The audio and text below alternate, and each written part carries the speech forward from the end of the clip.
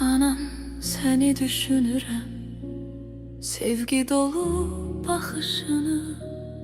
Sənin üçün darıxıram, balam deyən o səsini.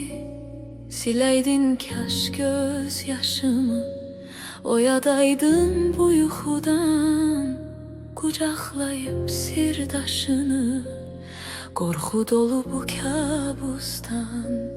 Yalan oldu her şey yalan, isti ocağımız söndü. Ümidlerim oldu viran, xəyallarım buza döndü. Bu dünyadan vaxtsız köçtü, ne istedim dünya senden.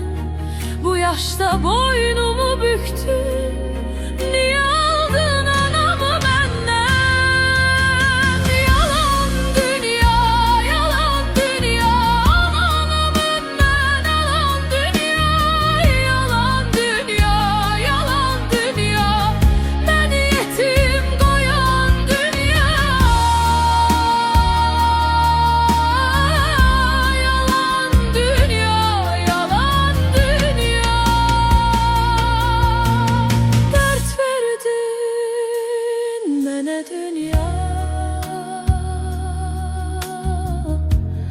özün boyda yalan dünya, yalan dünya. Bir kəlmə demeden gittin cennete. Söyle necə dözüm mən bu həsrətə.